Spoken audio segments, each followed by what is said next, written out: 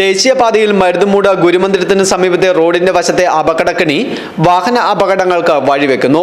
റോഡിന്റെ വശത്ത് വൻ ഗർത്തം രൂപപ്പെട്ടിട്ട് നാളുകൾ പിന്നിട്ടു.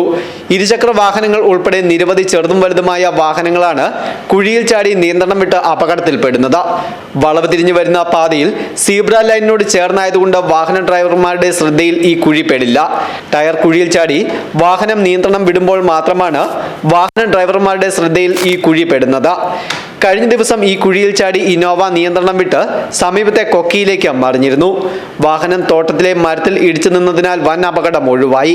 വാഹന അപകടങ്ങൾ പതിവായതോടെ പ്രദേശവാസികളും മറ്റും ചേർന്ന് കുഴിയിൽ കല്ല് നികത്തിയെങ്കിലും വാഹനങ്ങൾ കയറുമ്പോൾ കല്ല് നീങ്ങിപ്പോകുന്നതും വീണ്ടും ഇവിടെ കുഴി രൂപപ്പെടുകയും ചെയ്യുകയാണ്.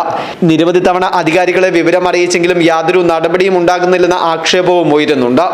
ദേശീയപാതയിലെ മരുതമ്മോട് സ്കൂളിനോട് ചേർന്ന് ദേശീയപാതയിൽ ഗർത്തം രൂപപ്പെട്ടു. ഒത്തിരി നാളുകളായി ഗർത്തം രൂപപ്പെട്ടിട്ട് അത് അധികാരികളുടെ ശ്രദ്ധയിൽപ്പെടുത്തിയിട്ടും വലിയ മാറ്റങ്ങളൊന്നും വരുന്നില്ല.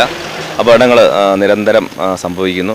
കാരണമായിട്ട് വരുന്നത് ആ സീബ്ര ലൈനിനോട് ചേർന്നുള്ള ഭാഗങ്ങളിൽ കുഴികളുണ്ട്. മഴ ചെറുതായിട്ട് തുള്ളിക്കഴിഞ്ഞാൽ ആ കുഴികളിൽ വെള്ളം നിറയുകയും വാഹനങ്ങൾക്ക് സൈഡ് കൊടുക്കുമ്പോഴത്തേന് ആ കുഴിയിൽ വീണ് നിരന്തര അപകടങ്ങൾ ഇവിടെ പതിവാകുകയും ചെയ്തിട്ടുണ്ട്. എത്രയും പെട്ടെന്ന് അധികാരികൾ അതിന് എന്തെങ്കിലും ഒരു പരിഹാരം കാണണമെന്ന് സ്കൂളിൻ്റെ ഭാഗത്തുനിന്ന് അറിയിക്കുകയാണ്. കുറെ നാളുകൾക്ക് മുമ്പ് പാതയുടെ തൊട്ടടുത്ത് റോഡിന്റെ കട്ടറുകളിൽ പാച്ച് വർക്ക് ചെയ്തെങ്കിലും ഈ കുഴി നികത്തിയില്ല. അടിയന്തരമായി കുഴി നികത്തി വാഹന അപകടങ്ങൾ ഒഴിവാക്കണമെന്ന ആവശ്യമാണ് ശക്തമായിരിക്കുന്നത്. News bureau, Mundakayam.